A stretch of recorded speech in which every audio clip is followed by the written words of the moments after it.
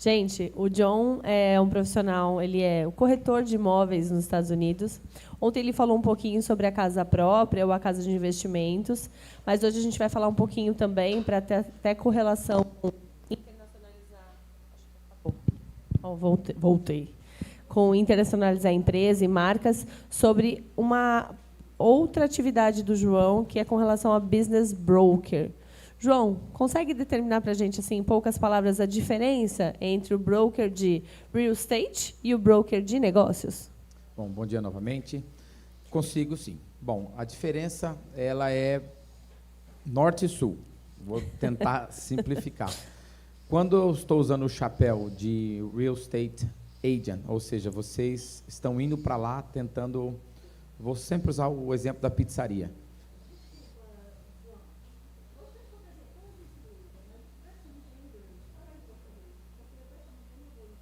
Mas eu falei português, não falei? Business broker é o consultor de negócios. É um consultor de negócios, desculpe. Então, quando eu estou usando o chapéu de corretor de imóveis na locação de um imóvel para você abrir uma padaria, por exemplo. Nesse segmento, nós vamos localizar um imóvel comercial para que você possa instalar o seu negócio dentro daquele estabelecimento comercial. Quando eu estou usando o chapéu de... Corretor de negócios. Corretor de negócios, para aquisição de negócios, nós não vamos simplesmente alugar um local para você abrir a sua pizzaria. Nós iremos comprar uma pizzaria ou uma rede de pizzarias. Então, o primeiro chapéu de corretor de imóveis, você aluga um local ou compra um local. No corretor de negócios, você compra uma franquia ou um negócio já em andamento. E explica um pouquinho para a gente esse passo a passo de como você auxilia o empresário na busca de um negócio, João. Bom, na parte do negócio, é um processo lento, não é algo que acontece da noite para o dia.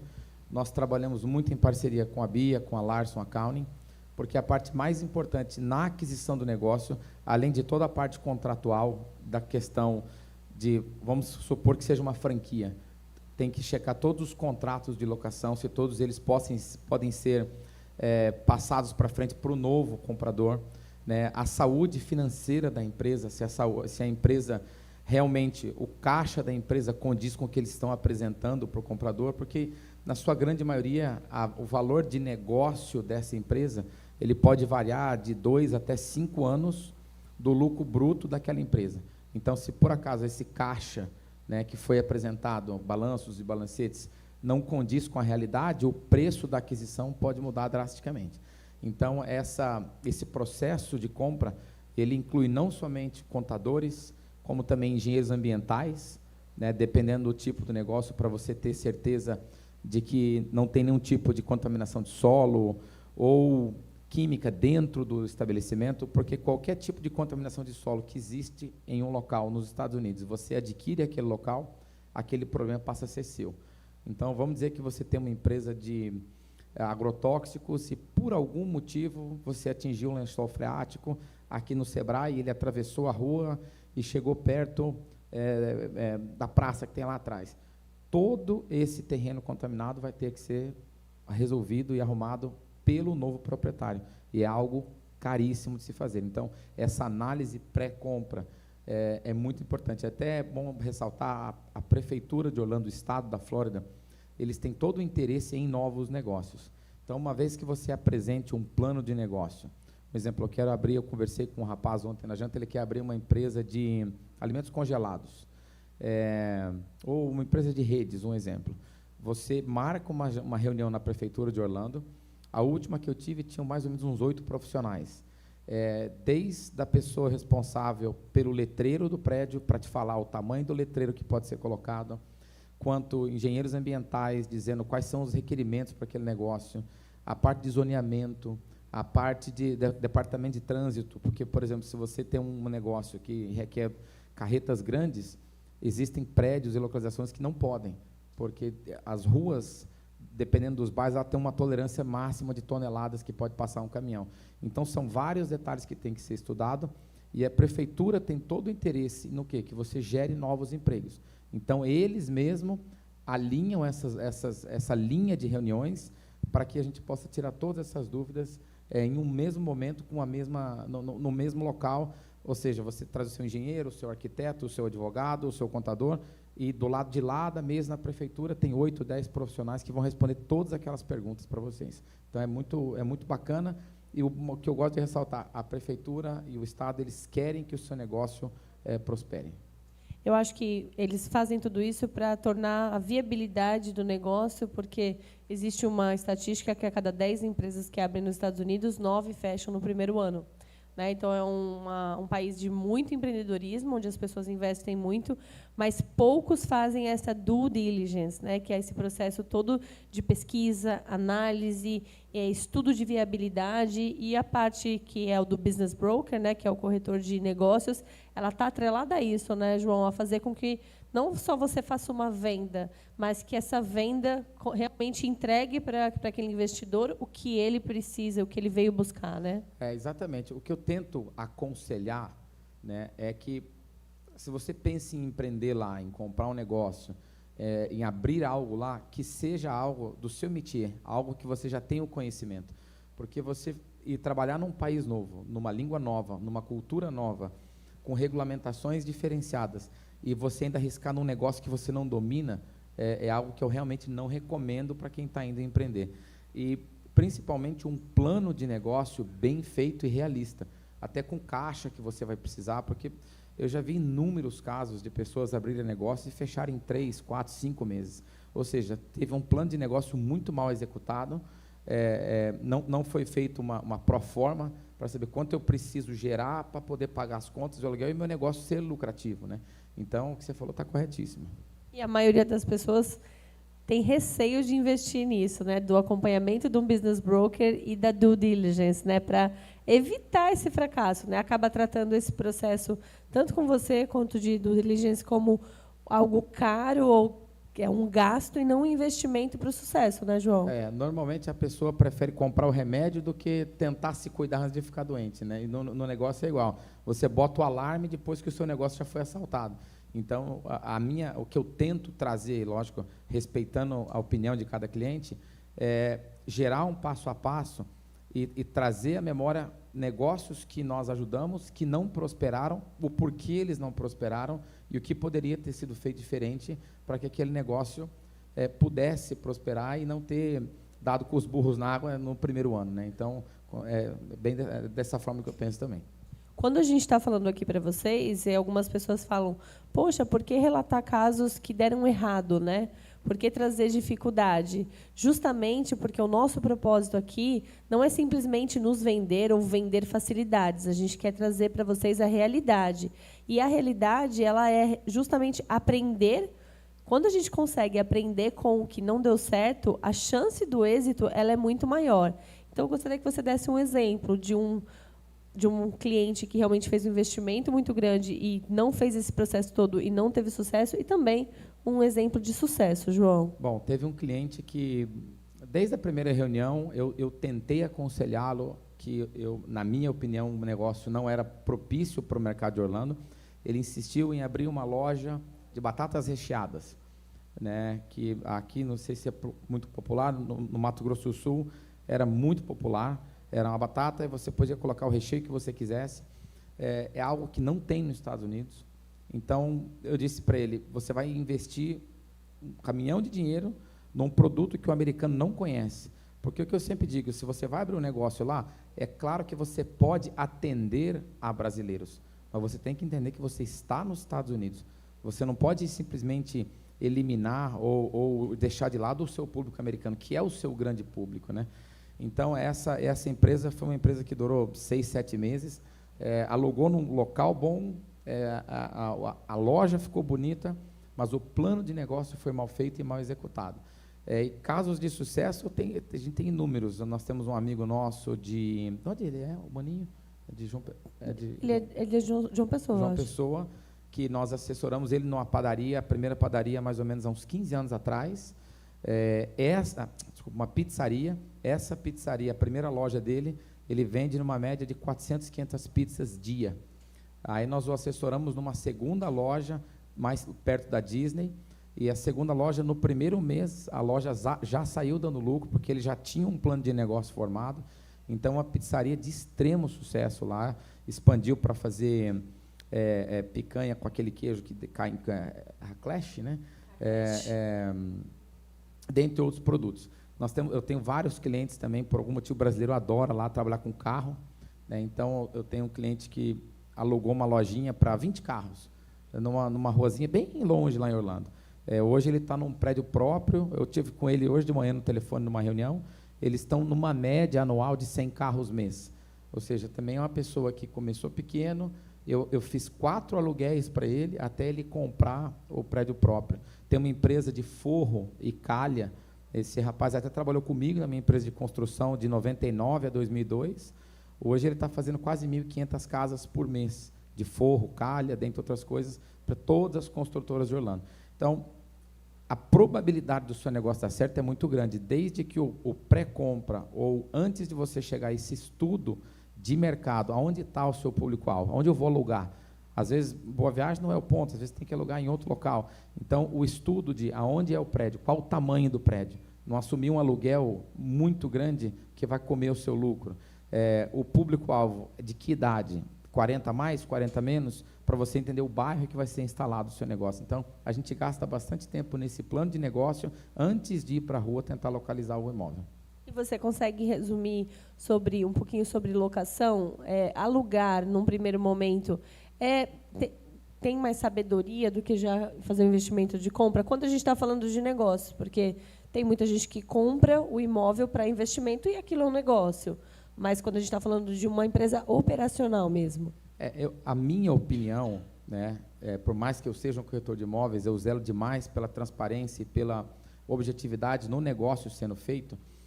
Eu sugiro sempre, se é um negócio novo, que seja feito um aluguel, para que não haja uma descapitalização não só de você montar a sua loja, do seu caixa, do seu fluxo de caixa, do seu treinamento de funcionários. Então, até mesmo se o seu negócio, ninguém abre o negócio para dar errado, mas às vezes acontece. Então, eu sugiro sempre, no primeiro momento, fazer uma locação. É importante mencionar que, para o brasileiro investindo lá, empreendendo lá, tem que estar bem preparado financeiramente, porque o americano, como o brasileiro indo, ele não tem um CPF, ele não tem um histórico de locação, lá não trabalham com, como chama co-signer, que é uma pessoa... Fiador. Não existe fiador. O seu fiador lá é o seu dinheiro. Então, se você está fazendo negócio lá, você não tem um histórico de locação, de compra, você não tem CPF, você não tem crédito algum, como é que eles vão validar o negócio? Se você tem que dar calções grandes, ou seja, 6, 7, 8 meses, 1 ano... Em depósito, né? De depósito de locação. Então, é um dinheiro que vai sair do seu fluxo de caixa, da construção da sua loja, do seu inventório. Então, é importante entender que, nesse primeiro momento, é lógico que a gente vai colocar isso na proforma também, existe essa burocracia que é compreensível, né, porque eles não conseguem entender quem você é até você gerar um histórico de crédito. Na renovação do seu aluguel, 3 anos pós a primeira locação, agora você já gerou um histórico, eles já podem saber quem você é, ter 36 meses de aluguel pago em dia. Então, aí esse depósito ele pode cair para 1 ou 2 meses de locação, né? Vamos falar um pouquinho da nossa amada Flórida? Hoje a gente fala que o estado do sol nos Estados Unidos é a menina dos olhos do país pelo crescimento. Fala um pouquinho para a gente da Flórida, João, e o quanto ela está receptiva para investimento. Eu fico surpreso, porque eu vou falar sempre números pré-pandemia, porque pós-pandemia são números meio inflados demais, mediante o que aconteceu no mundo, né? Mas pré-pandemia, uma média de 1.000 famílias por dia se mudam para a Flórida. Você está falando de 30 mil famílias mês, 340 mil famílias, 320 mil famílias por ano. É muita gente.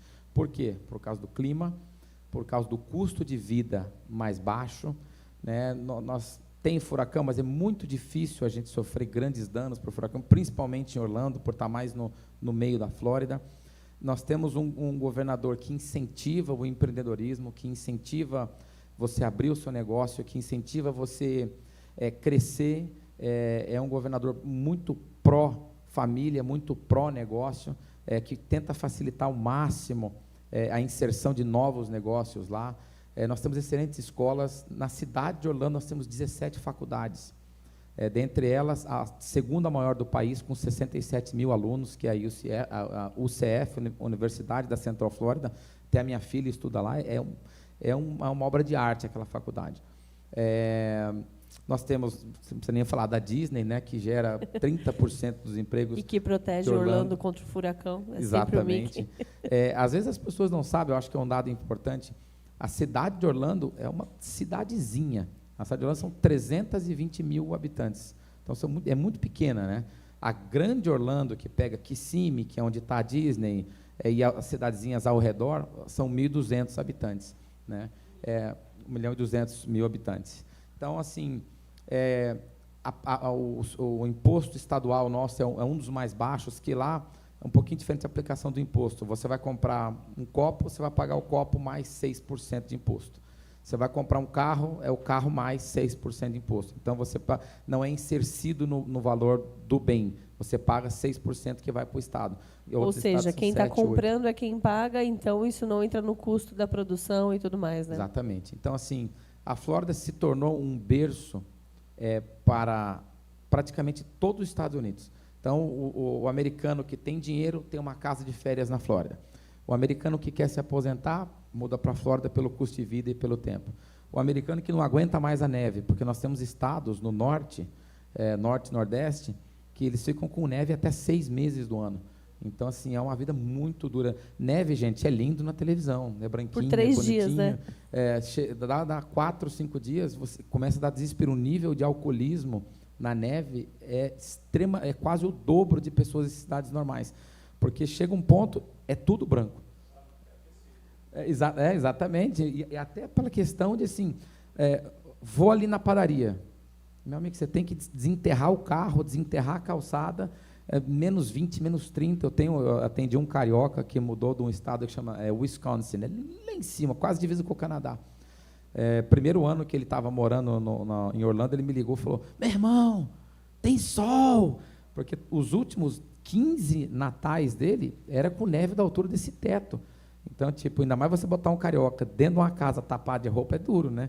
Então, assim, a Flórida é um local que, para todos os gostos, para pessoas de mais idade que querem se aposentar, para pessoas que estão começando famílias, para quem quer empreender, para quem quer investir, porque no número pós-pandemia foi o estado americano que mais cresceu o ano passado. E é uma margem de crescimento brutal, né, João? Não é uma diferença de 2% contra os outros estados. Sempre existe, né, os números em que pessoas que migram para a Flórida e pessoas que saem. Então, nós somos um dos poucos estados que mais pessoas entraram do que saíram, e por uma margem de mais 2 pontos percentuais do segundo estado. Então, com certeza, é um estado muito acolhedor e que está pronto para recebê-los para quem quiser ir para lá.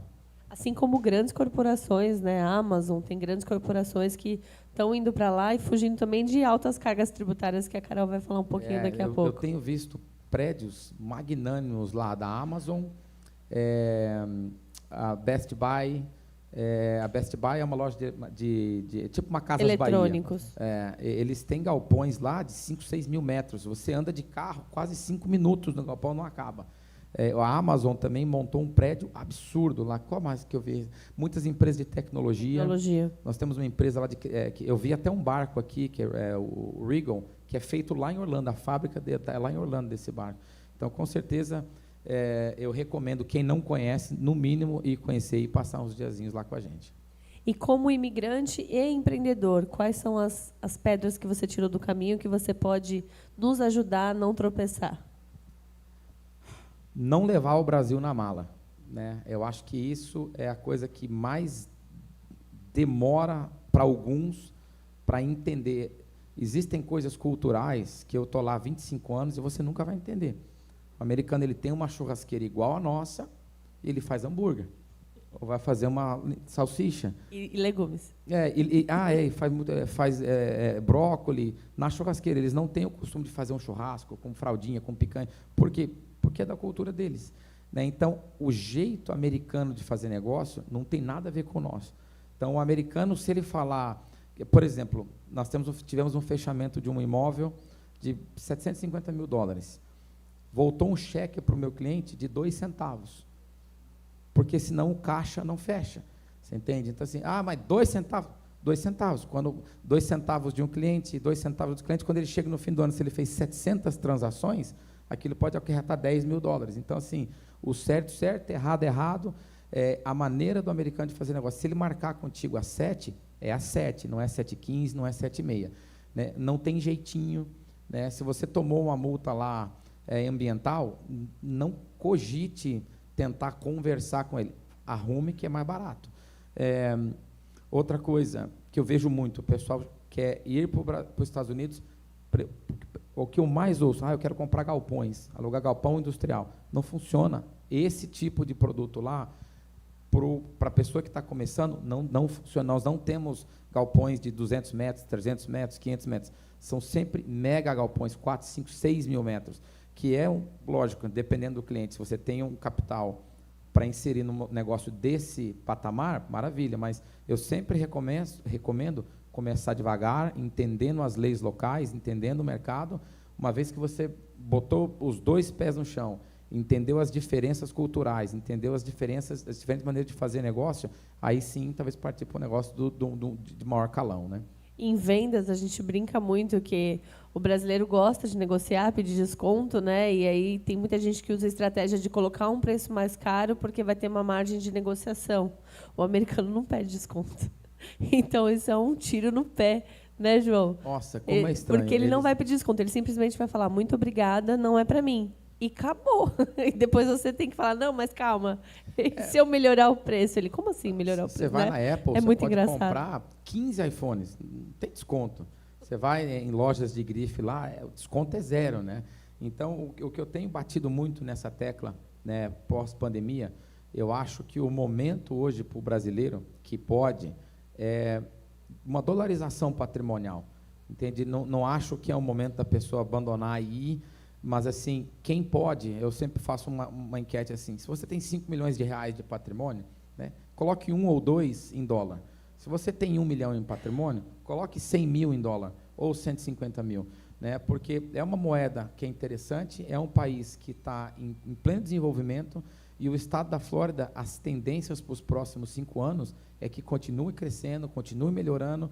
Então, para quem tem interesse, fala com a gente, tira dúvidas, faça perguntas, porque a oportunidade de você, talvez, fazer algo fora do país, que pode parecer algo distante, complicado, difícil, é muito mais simples do que vocês podem imaginar. E o nosso escritório lá, nós não vamos só fazer um aluguel ou uma venda, a gente faz toda a assessoria.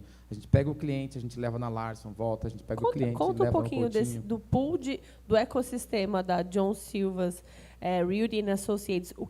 Qual que é seu pool, João?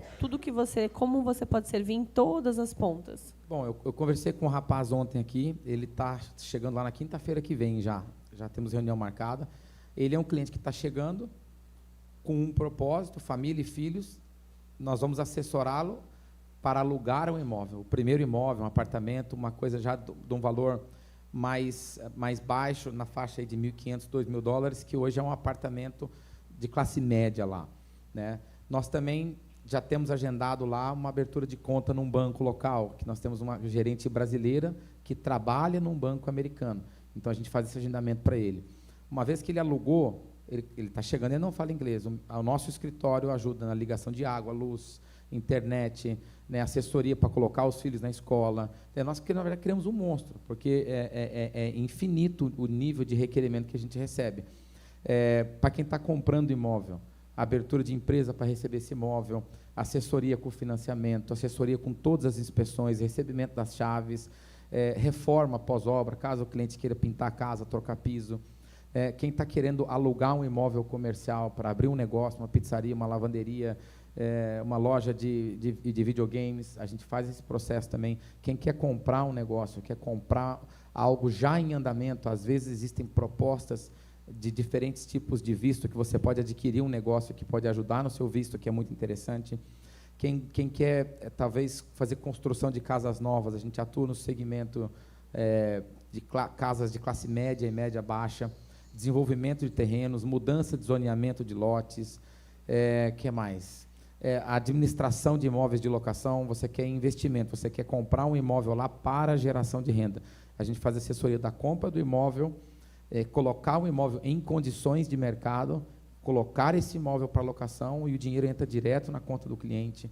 Então, assim, infinitamente, tudo que é relacionado a imóvel, você vai encontrar na John Silva de AZ. Não tem nada relacionado a imóveis que a gente não faz. A gente só não faz mau negócio, o resto a gente faz tudo. E, João, para esse público que está aqui hoje, tem muitas pessoas diferentes. Será que a gente consegue abordar só um pouquinho sobre o investimento em imóveis, ou para uma casa sua, ou para locação, para que as pessoas entendam qual que é o imóvel ideal para se investir? Então, tudo depende, Bia, do intuito, né? Hoje, o que eu mais tenho vendido, né, vou fazer um caso de sucesso, talvez, são famílias que querem um patrimônio em dólar. Então, alguns deles compram e fecham aquele imóvel para utilizar. Às vezes tem filhos grandes, ou já tem netos, então compram um imóvel em Windermere, em Wintergarden. Vale ressaltar que o brasileiro pode comprar imóvel financiado lá, a partir de 20% a 25% de entrada. Os juros estão mais elevados hoje, mas ainda se pratica de 7,5% a 8,5%. Então, você pode adquirir um bem de 500 ou 600 mil, dando simplesmente 20% a 25% de entrada. Você pode colocar esse imóvel para alocar, e ele, na grande maioria dos vezes, ele vai pagar, o imóvel se paga a parcela. Então, o que a gente tem feito bastante é isso. São casas isoladas ou casas geminadas, dependendo do orçamento do cliente, em regiões de grande expansão, que o nosso principal mercado hoje é uma cidadezinha que se chama Windermere, uma outra cidadezinha que se chama Wintergarden, e uma cidade que está se crescendo, que se chama Mineola. Trabalhamos em todo o estado, mas essas são as principais. Por quê? Porque são pequenas cidades que estão tomando corpo, estão crescendo, novas escolas, novos hospitais. Lá, você vai perceber, quem tiver a oportunidade de ir, essa cidade de Mineola, você passa por lá, as avenidas estão construídas, hospitais em construção, escolas em construção, aí que chegam as casas, e não o contrário. Não vão colocar as casas para que o progresso chegue. A nossa prefeitura tem um plano diretor de 5, 10 e 15 anos. Então, eles já planejam, olha, nós vamos expandir para o lado norte. Então, já vão rodovias, rede de esgoto, água. Então, esse eu acho que, no momento, é o que eu mais recomendo. Devido ao grande aumento dos imóveis nos últimos 3 anos, né, a gente trabalhou com muita cautela os últimos 3 anos, vendendo mais do que comprando, porque eu sentia que o preço estava um pouco inflado, muito inflado, e hoje o mercado está voltando para uma estabilidade. O mercado de Orlando, para ele ser considerado saudável, tanto para quem compra quanto para quem vende, em média 3.500 imóveis à venda. Até eu tenho aprendido muito aqui no Brasil com o Cresce, na maneira de fazer negócio aqui. Eu me tornei um corretor imobiliário já nos Estados Unidos, eu saí do Brasil com 19 anos. Então, lá nós temos uma piscina única, todos os imóveis à venda estão no mesmo local. Lógico que você pode colocar os seus imóveis na sua plataforma digital, nas suas redes sociais, mas todos os corretores que vão vender um imóvel, eles jogam esse imóvel. A nossa Associação de Corretores do Estado da Flórida tem uma plataforma. Todos esses imóveis vão para essa plataforma e qualquer corretor que seja licenciado tem acesso a esse imóvel. Resumindo, para traduzir aqui para o Brasil, somente uma pessoa capta o imóvel. Todas as outras podem vendê-lo, mas somente uma pessoa lista o imóvel para venda. Exatamente. Eu fiquei até surpreso na reunião do Cresce aqui em Recife ontem, que eles me comentaram, o diretor do Cresce, que às vezes até 20 pessoas fazem a captação do mesmo imóvel, né? E lá o captador é um só. Se a Bia quer vender o imóvel dela, ela tem um contrato de exclusividade com a John Silva. Nós iremos expor o imóvel dela a todo o mercado. Qualquer corretor licenciado pode vir, visitar o imóvel, fazer uma proposta e comprar aquele imóvel. Mas ele vai tratar comigo e eu vou tratar com a Bia.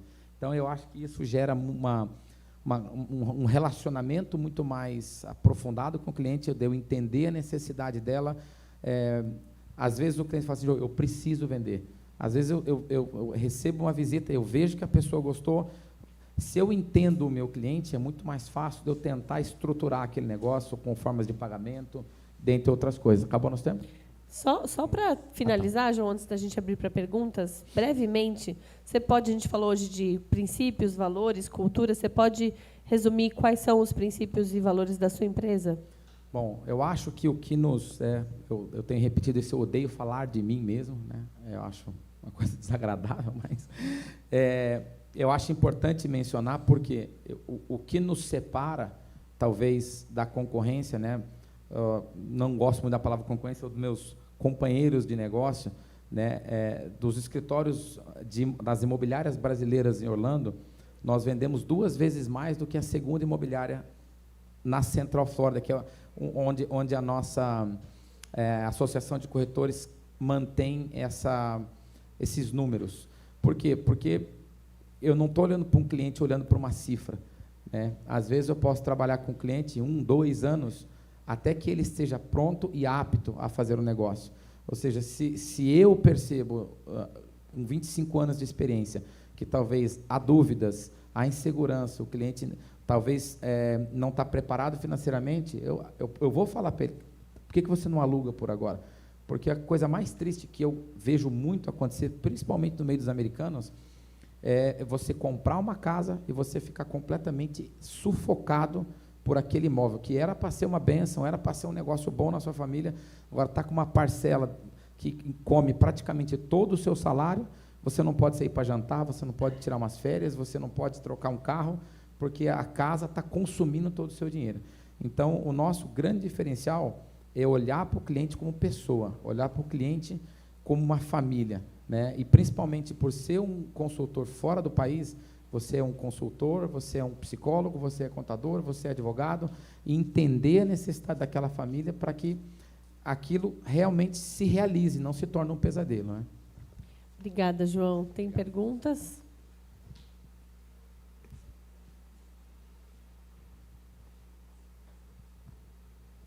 Bom dia, João. Bom dia. A minha pergunta é referente à questão do negócio. Você disse que é um business broker também.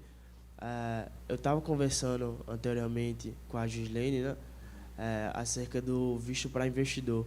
E ela disse que é a partir de $800 mil para nós que somos brasileiros. E dentro da perspectiva, talvez, de comprar um negócio local, será que pode existir uma flexibilização em relação ao visto com um investimento menor a esse? Qual é a tua experiência em relação a isso?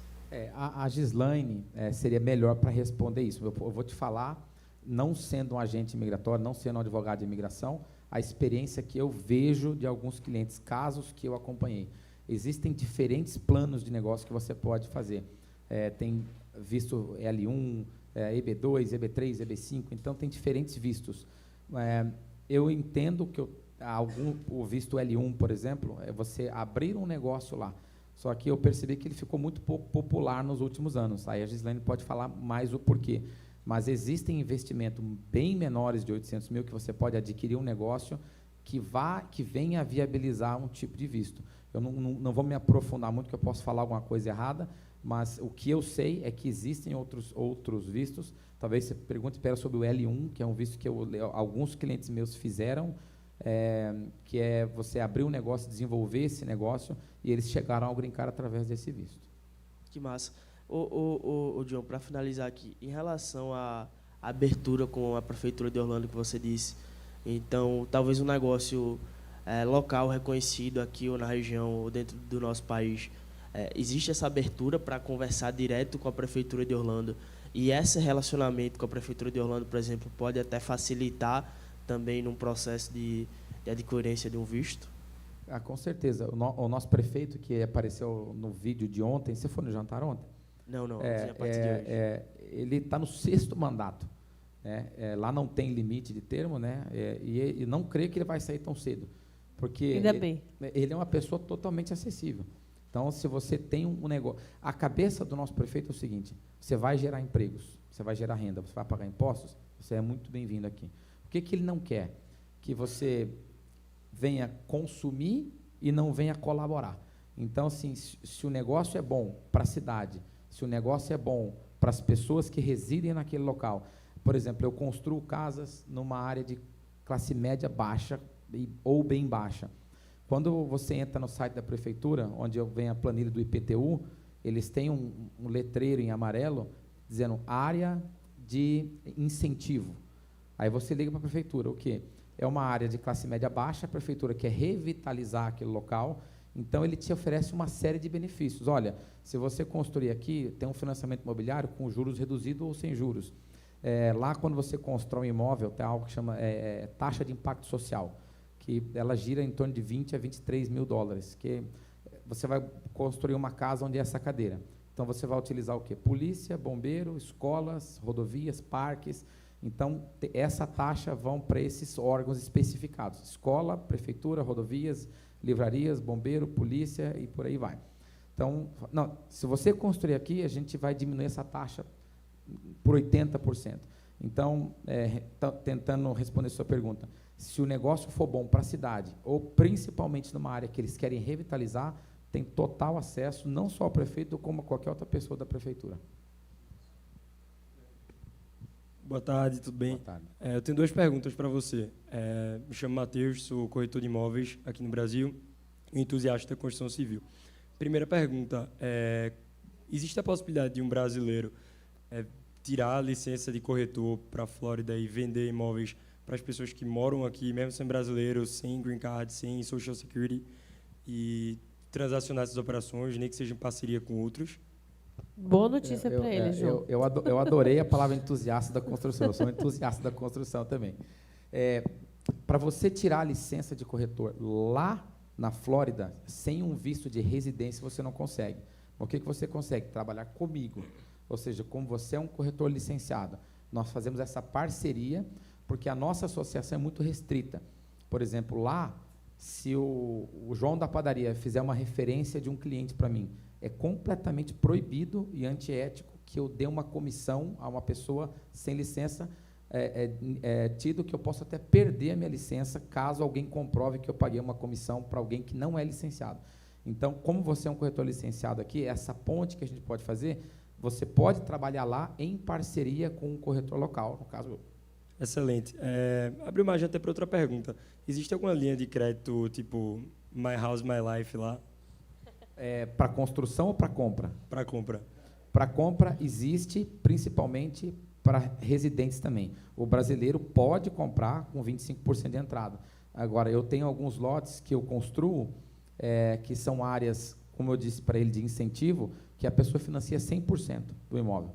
Então, é um incentivo de um departamento da área de desenvolvimento agricultural do estado da Flórida, que eles são como se fosse o fiador do negócio e a pessoa compra com 100% de financiamento. Mas, na Grande Orlando, o mínimo de entrada é 3,5% de entrada. Então, para facilitar para as pessoas de mais baixa renda. Quase igual ao Brasil. Deixa eu te fazer a última pergunta.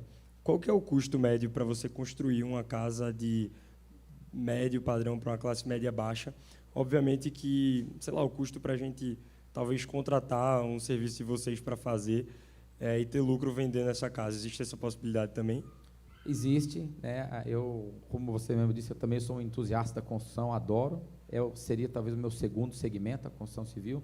Lá você tem que ter uma licença específica que chama de General Contractor, que seria para você poder ser um empreiteiro, né? E eu vou te dar 2 números, porque são casas que a gente está tirando do chão agora, né? Casas de classe média, média baixa, na faixa de 150 a 160 metros, a gente tem gasto na faixa de 220 mil dólares.